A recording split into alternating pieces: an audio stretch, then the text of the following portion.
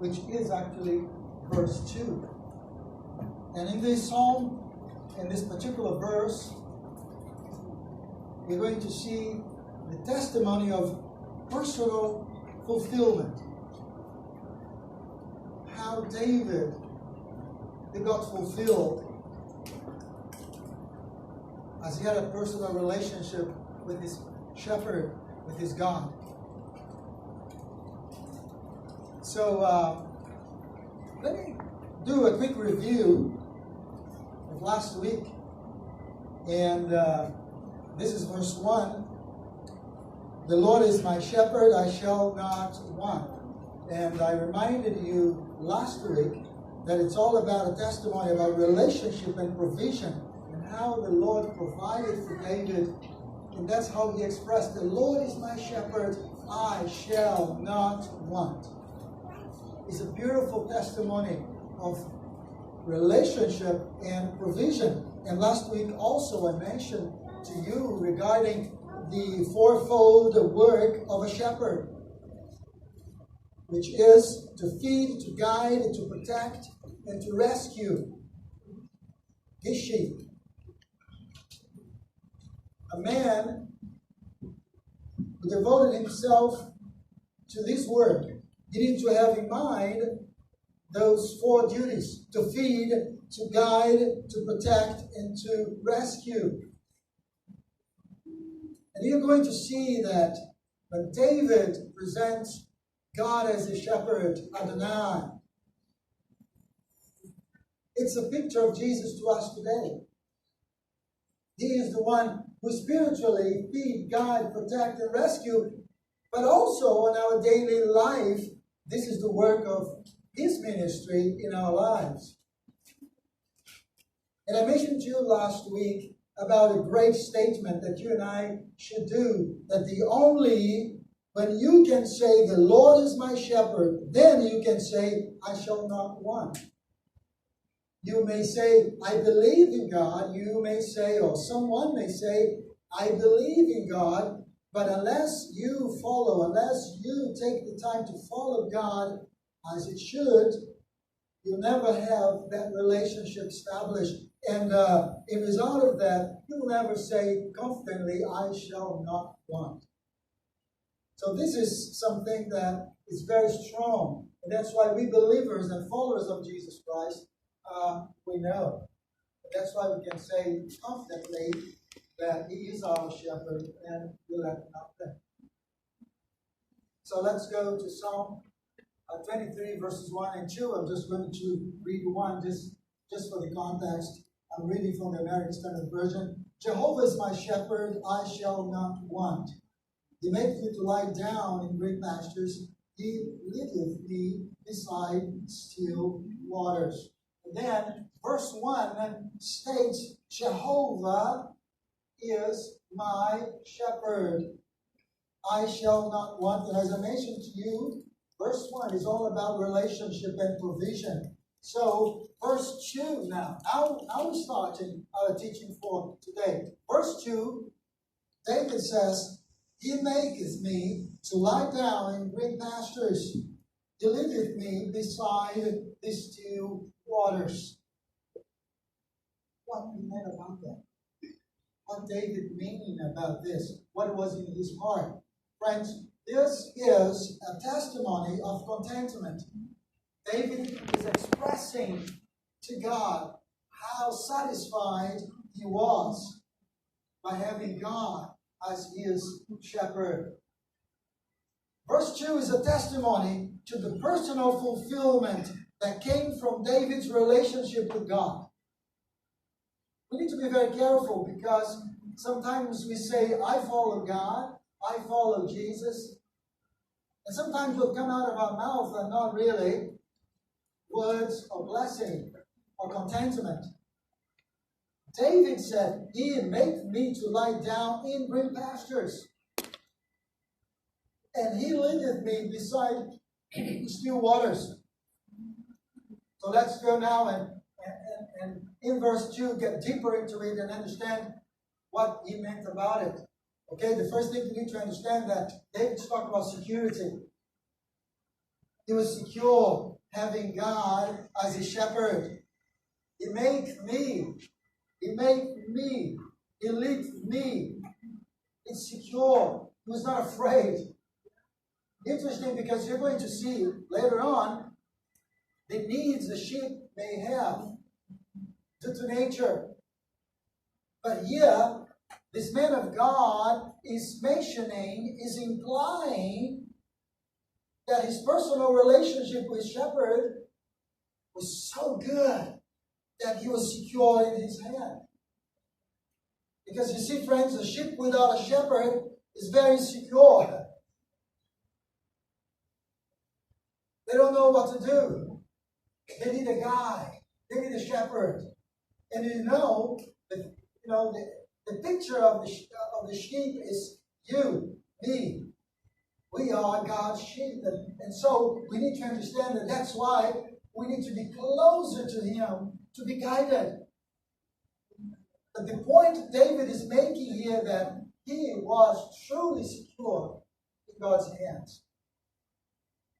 He decided to believe in God. He decided to believe that He would guide him through difficult times.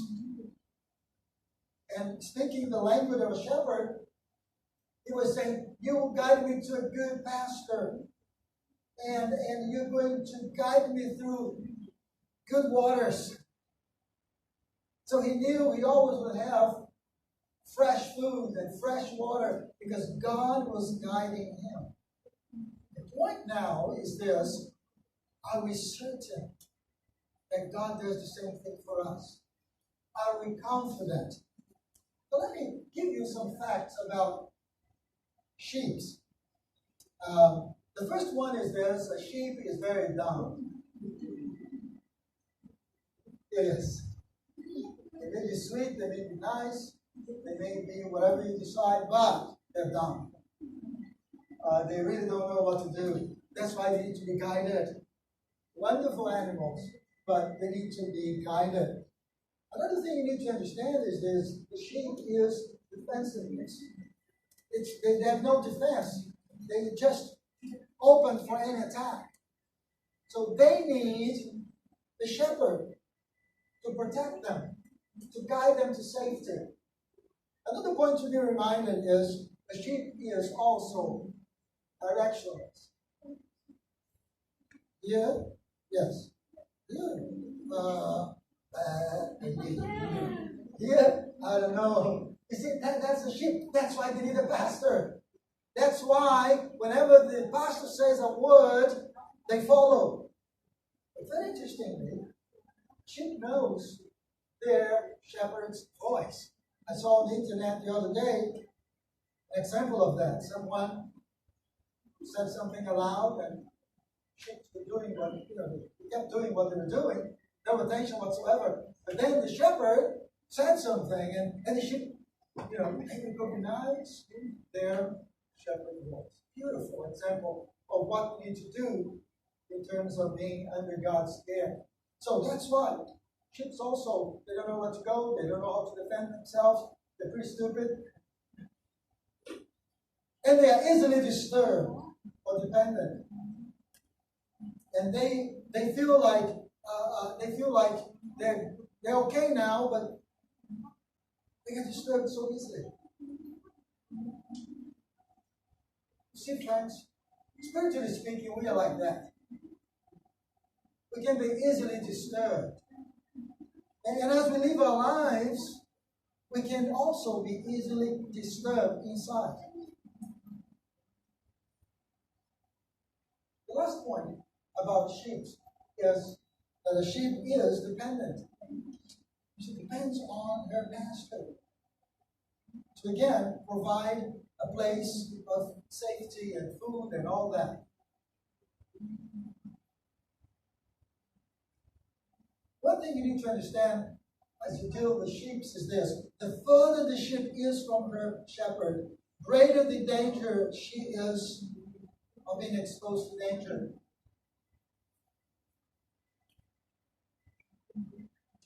They may be wandering, eating, and enjoying their lives, and just go.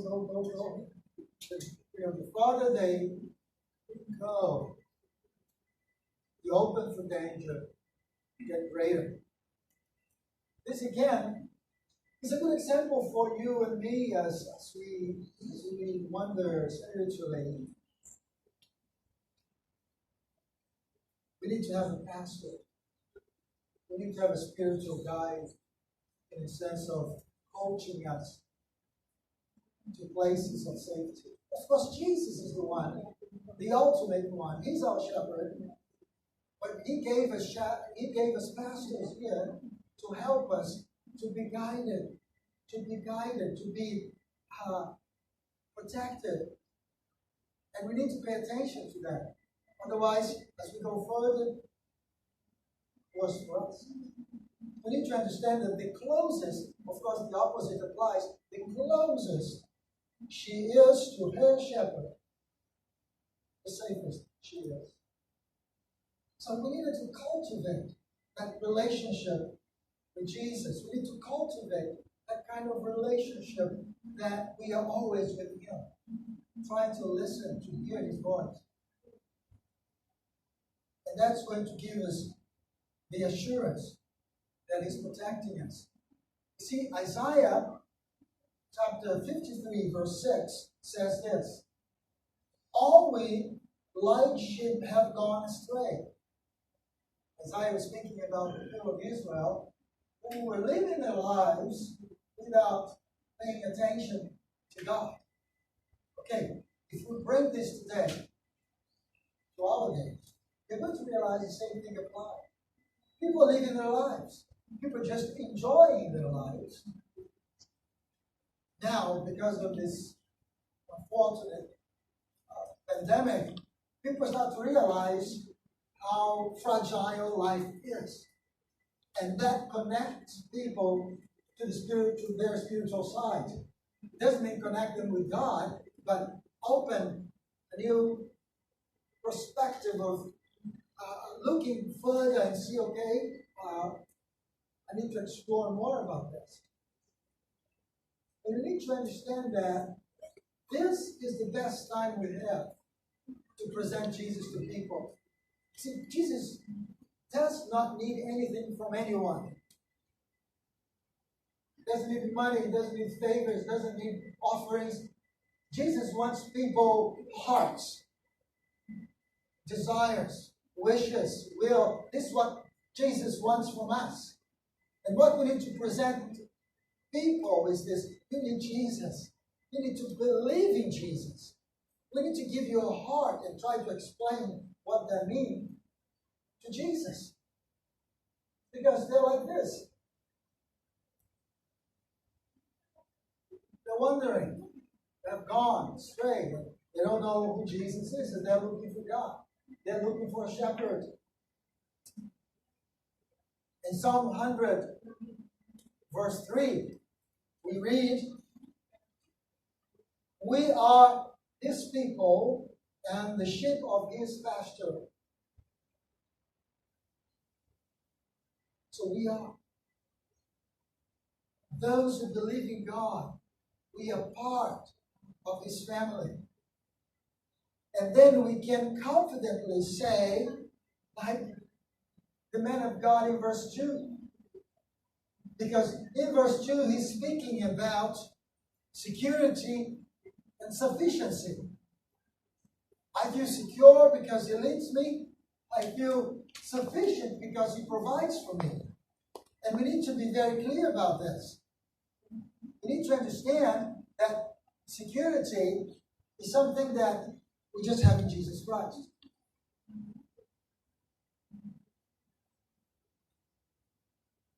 He made me to lie down in green pastures. He leadeth me beside the still waters. You need to understand that in Jesus, you have security, but if you have security, you have sufficiency as well. That's why, friends, we need to be very careful about how we believe in God. We cannot believe in God for some things and not believe in God for other things. Our faith in God must be complete. My faith in God is complete. I believe in Him to save my soul. I believe in Him to take me to heaven. So I need to believe in Him also to lead me here on earth as well. I cannot just believe in God for something and for others, well, maybe this is not your area. No. That's not our God. That's why David said, Adonai, meaning the Lord of Lords, the powerful one. You are my shepherd. And that's why David starts going around and explaining his relationship with his shepherd. So let's go again and see some facts about sheep again. I mean, I didn't know that. I need to look for that, and I found it amazing. Sheep, they graze from about 3:30 in the morning until about 10. And just eat. Have a good time eating, because they know their pastor is there with them. Because see, the pastor is leading them to a place to eat. Then after that, what they do, they lie down for 3 or 4 hours to rest. What a life, huh? It is almost impossible to make sheep to lie down while they are hungry. So you need to feed them first. After they're well fed, then they look at you and they go for a nap. Why do they do this? They do this, friends, because they know the pastor, their pastor. I'm talking now about real sheep, right? They know that their pastor has led them to still waters, to a good place to eat. And that brings to us a good point. In my relationship with Jesus as my shepherd, I need to be well fed as well. And I need to relax, because I need to understand that He is the one who leadeth me beside the still waters. What do you mean, still waters? Well, the phrase still waters means water of rest. Because, you need to understand that Jesus is taking you to places of rest. Places of rest. Place where you can be feeling good when everything is not good. If you see, for instance, situations where there is a disaster and professionals are sending in to help people in distress. People are in distress, but the professionals that are trying to do that kind of work, they're doing it as if nothing had happened. They're just there helping you, helping those in distress to get the attention they need, the service they need. For a well-trained soldier, while the battle is very, very strong, they're doing the job because they're trying to do that. You need to understand this. When Jesus provides you a place of rest, you'll be relaxed. You will be in peace. Not because the situation around you is in peace. It's because God has given you the assurance and the security that you can be in peace because nothing is going to harm you. Why? Because He's there with you. You may be concerned about the situation. You may be careful about the situation. But in your heart, you know that He's taking care of you. And that's why you and I need to be the way God wants us to be. Well, the sheep will not drink from swiftly running water for a good reason. They're poor swimmers. So by nature, they are designed when they come to a stream of waters, they are not really calm. They become on the defense because they know if that water comes into their fur and soak, they go down. So they're very careful about this because it's by nature. Their instinct shows, okay, there's danger there. Just be careful. That's why the pastor knows to give his sheep a good place to drink. You need to find a place of quiet waters so they can just enjoy the drink. Well, you need to understand this, friends. God knows what we need. And He brings us always to a place of rest. We need to make sure to follow what we read in Matthew 11:28. Come unto me, all that labor and are heavy laden, and I will give you rest. You see, Jesus is the place that we need for rest. The sheep, they look at the pastor and they follow him. And if they stop near still waters, they go and drink. Well, for us spiritually, that means I look unto Jesus and I come to Jesus and I say, Jesus, I need your help. I need your help. You need to find a way. You need to find somehow a point where you can relate to God that you need His help. You cannot live anxious. You cannot live apprehensive. Because we have a pastor. And He's leading us to a place of rest. A place where we can eat and drink peacefully, securely. Are you still with me? Say yes. Yes. Thank you. He made me to lie down, and that shows that in Him we have security, serenity, and sufficiency.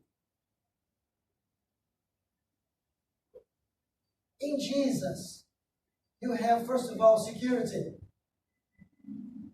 Then you have serenity. Well, it is difficult for me I understand, but it's hard for me to accept that. When I say I believe in God, I follow God, but I have no serenity in my life, it doesn't make any sense. Something is missing there.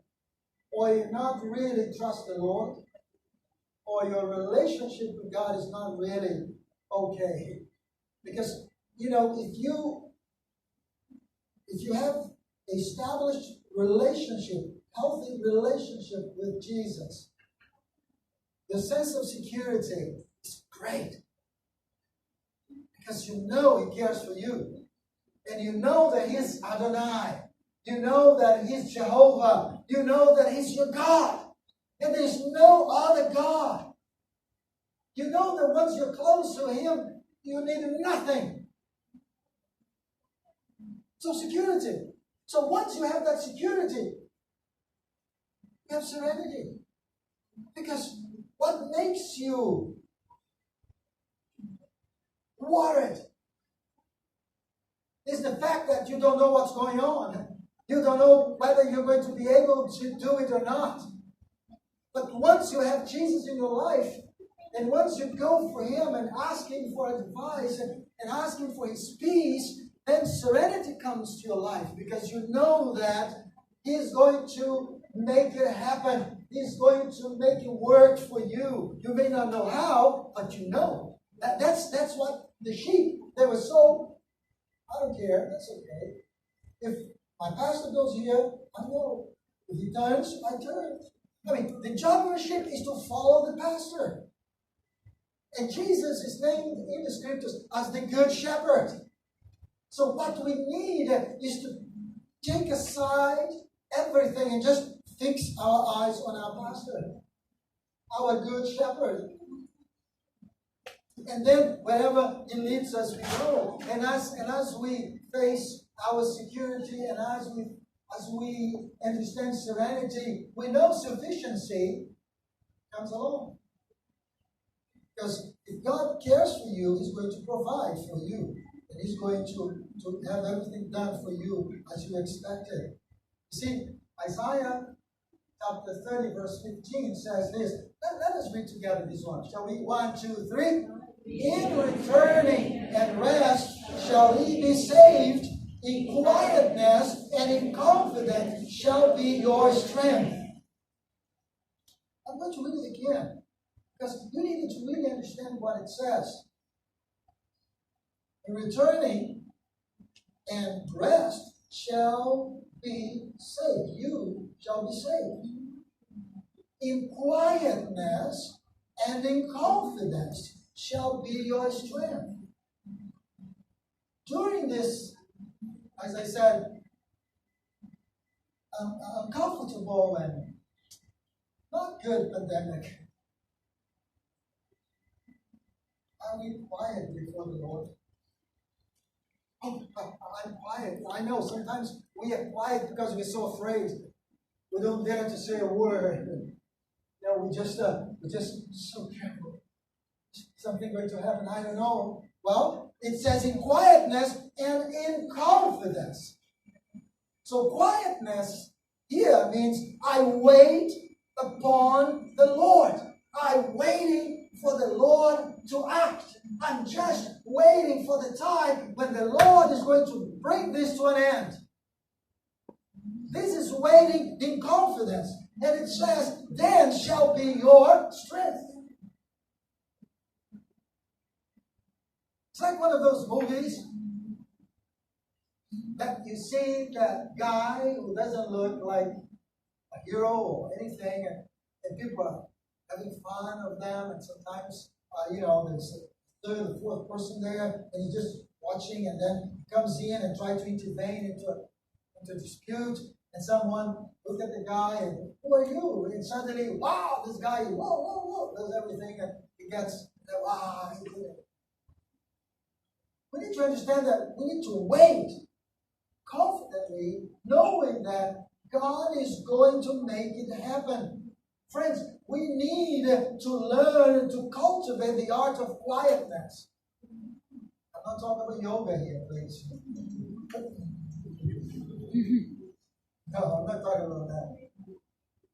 Quietness means meditation, biblical meditation, spiritual meditation.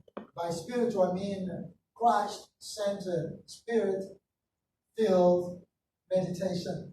Meaning that you need to bring your Bible, you need to fill yourself with God's Word and meditate. In quietness and confidence, there is a strength. Amen. As you meditate in God's Word, there's blessing for you, or there are blessings for you. And then people feel like, I don't know how you can do this at this time. Well, then you can say what Psalm 46:10 part A says, be still and know that I am God. You see, by waiting on Him, you're not going to change anything. God is God. By being agitated also is not going to change anything, because God is God. But what the verse says, be still and know that I am God. You see, when you are still, when you are in your quietness, when you are waiting upon the Lord, you can see and you can be surprised by God's grace and power, because you're giving God a time to be who He really is, God. Be still and know that I am God. Friends, this is something we need to cultivate. Quietness before God. There's no better time, actually, than the one we're going through now. The world has stopped. In Macau, praise God, not too bad. We're already back to our activities. Although situations still not the same. As you go to places, as you still see that There are some rules that need to be followed, of course. But what a good time for us to reflect upon God's grace for us. But let's consider now the nature of the shepherd. What is a good shepherd? And you know that in the Bible, a shepherd here means Jesus. It's a picture of Jesus, a type, as we say in theology, of Christ.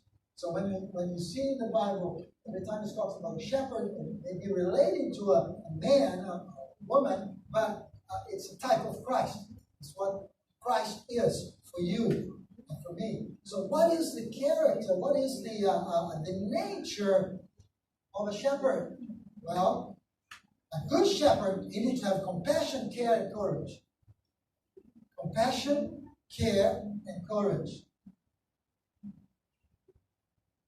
When he have these three combined, then he can deliver the service of a good shepherd.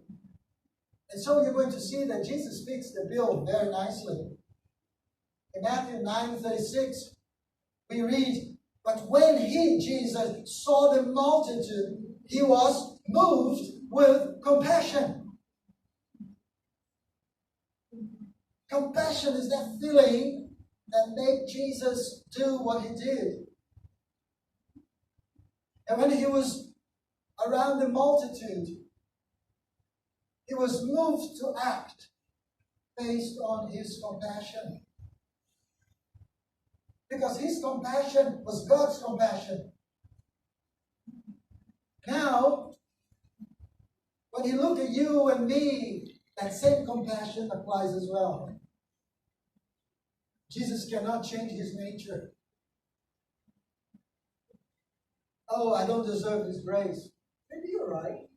But because it is grace and because of his compassion, he's going to bless you anyway. That's what you need to believe. Of course, the enemy of God, who became our enemy as well, he wants you to believe otherwise. He wants us to do like other religions. If you want to put Christianity as a religion, in any single religion, you need to prepare in order to face your God or a particular God. Or you need to make your God in peace with you so that you can present yourself. Otherwise, you may be destroyed. That's what other religions believe. Well, grace changes all of that. Grace changes all of that. Because grace brings to you the right to be before your God, even when you are not in good spiritual status with him. Grace brings you to a position of being accepted by God when actually you should not. This is grace. God may not be happy with you, but because of grace, he accepts you. And he does everything possible that you will take the teaching and change. That's the problem. We sometimes feel, oh, God is gracious and God is merciful, and then I come before you and he accepts my plea and he accepts me the way I am, but I don't want to change. Oh, that's a mistake. That is the mistake. God is graceful and merciful, but he's the judge as well. And there will be a day when he's coming to judge you and me, of course, and everyone. And that's why I need to come to God as I am, knowing that his grace is going to be the door for me, the door of acceptance, connection with God. I need to make sure that once I am accepted by God, I change my lifestyle. I change what I do that doesn't please him. But his mercy is wonderful. The second thing is what? Compassion? Care. Compassion and care. Do you remember? Compassion, care, courage. Compassion, care, and courage. So let's go now to number 2. Care. Isaiah 40:11 says, he shall feed his flock like a shepherd. He will gather the lambs with his arm and carry them in his bosom, and shall gently lead those that are with God. What a beautiful picture of a pastor, a shepherd, taking the young lamb and taking good care and carry and nurturing and doing what is needed so that little thing can survive.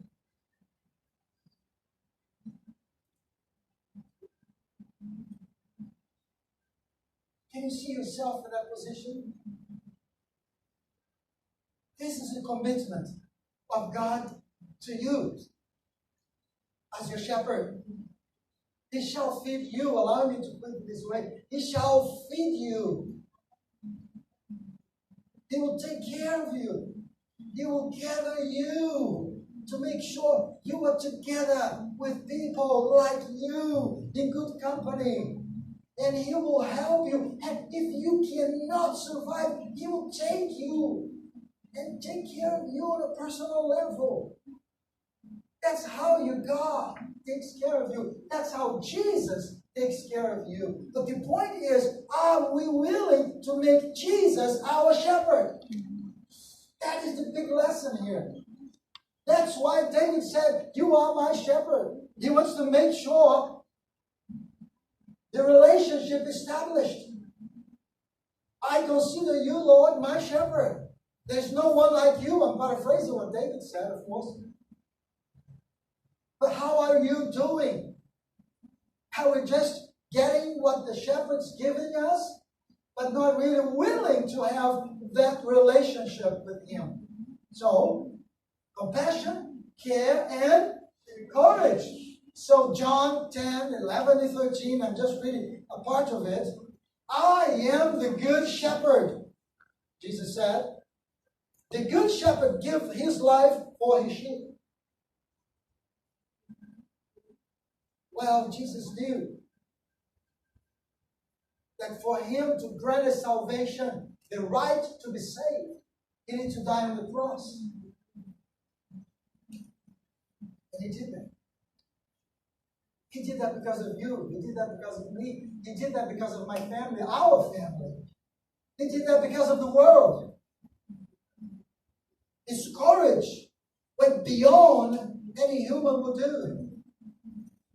Because He gave Himself for people who do not deserve. And so you cannot doubt Jesus' courage for you. He has done what is needed. So in conclusion, let me say this to you. The relationship between the sheep and the shepherd in the Bible is a picture of the relationship between Christ, the shepherd, and the believer, you and me. And this is powerful. And we need to understand this. We need to understand that there is fulfillment in being God's sheep. Now, the point is, are you fulfilled in that relationship? As a counselor, sometimes people come to me and ask, something is wrong with my relationship. I'm not enjoying fully this relationship. I'm not talking about God now. I'm talking about personal relationships. And sometimes people come and say, I have somehow it's something's missing. It shows that relationship is not working. There is a relationship, but maybe it's not based as it should in good principles. Or maybe along the way, sometimes things disconnected.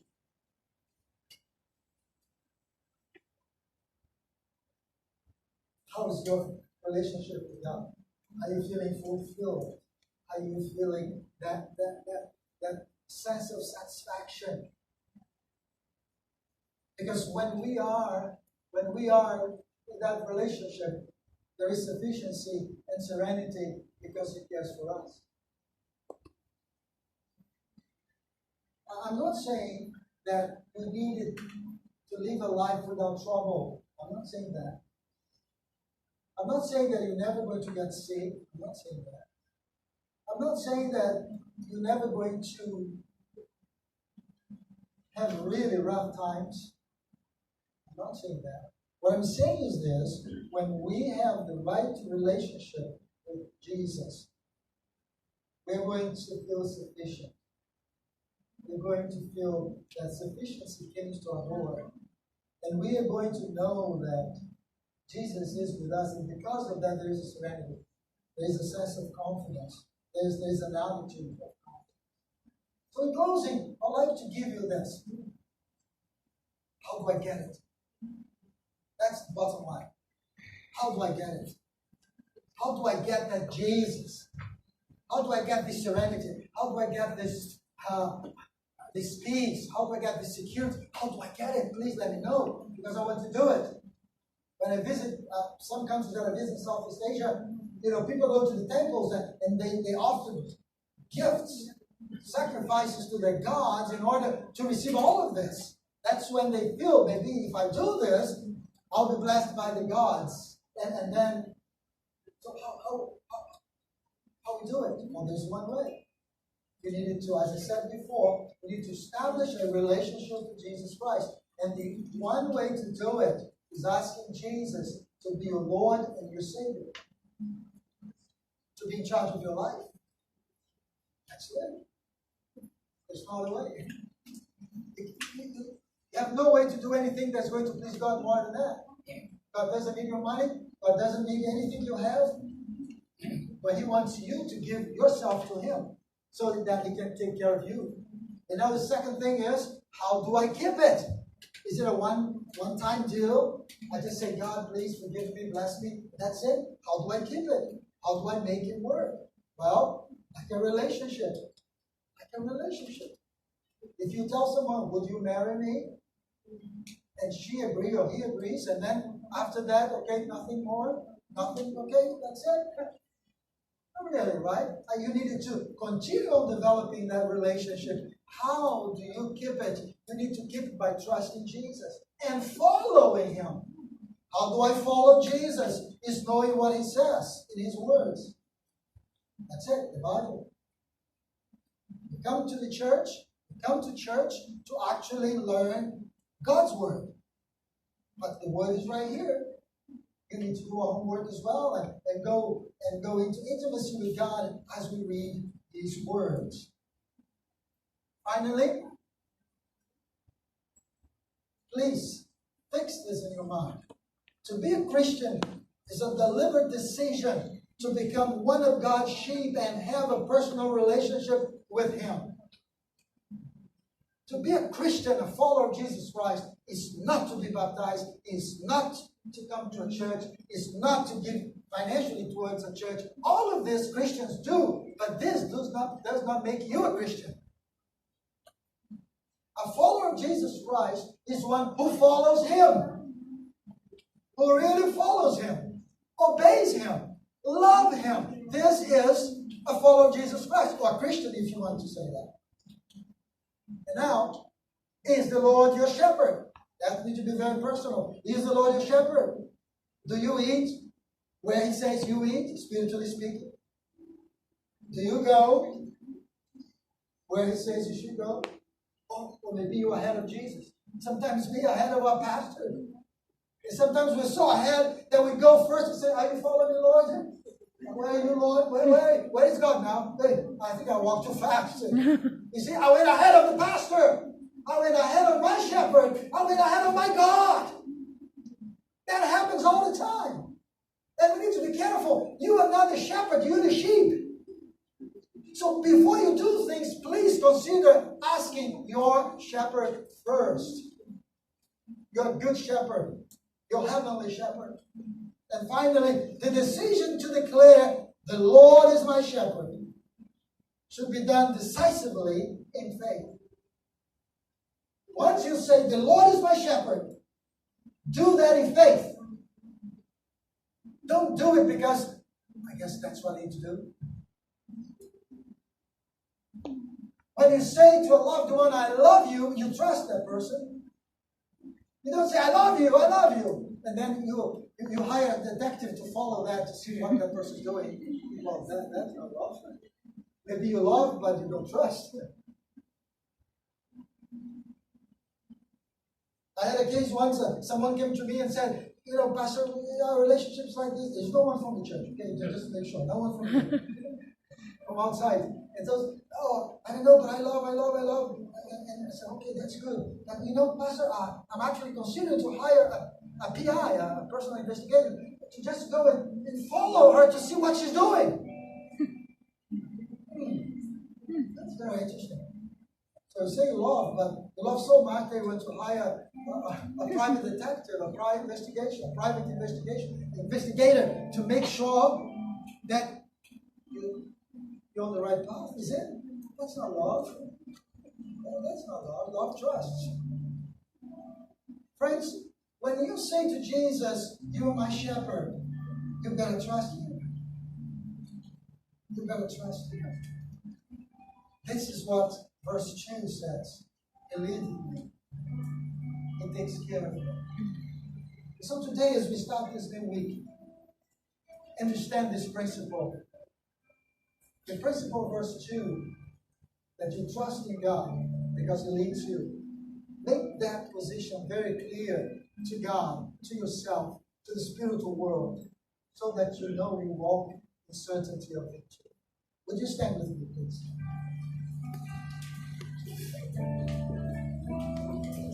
Easy to say, difficult to do. And when we translate this into life, there are so many things that it's difficult for us to understand. Sometimes it's difficult because we need answers. We need answers. I don't have answers. I know. This is the time for you to go to God and say, God, I trust in you. Give me wisdom to do what you need me to do. And if it's time to wait upon you, I will wait upon you. But give me your wisdom. Because God is fighting our fights. I'm going to ask you to bow your heads with me. Let's have a word of prayer. Believing that God is the one who loves us and takes care of us.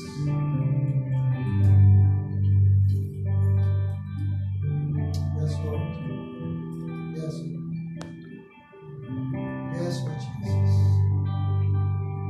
Yes, Lord Jesus. Thank you, Lord. Thank you, God, because you are the one who made us to lie down in green pastures and lead us beside these still waters. Thank you, Lord, because we can confidently say that we trust in you and we wait for your guidance in our lives. Father, I pray today for those who may not be so confident in you, Lord. And I pray for those today who might be a little bit confused or not sure about their relationship with you. Lord, I pray today in Jesus' name that this mistrust or maybe this lack of certainty will come to an end now in Jesus' name. And that we all may declare, yes, Lord, you are my pastor. You are my shepherd. You are my God. Father, I pray for those who are going through a difficult time, and because of that, they are understanding the lack of faith in you, Lord. That they may strengthen their faith, knowing that you are indeed the one who loves them. Compassion, courage, care. That we may these elements in our lives, Lord, so that we can know that you are the one that's going to take care of us because of your compassion, because of your care, because of your courage. Father, just help us to be still and know that you are God. You're going to take care of us. You're going to take care of our families. You're going to take care of whatever needs to be taken care of because you are our shepherd. And we decide to trust in you, Lord. Thank you for Jesus. In Jesus' name. And the people of God said, Amen.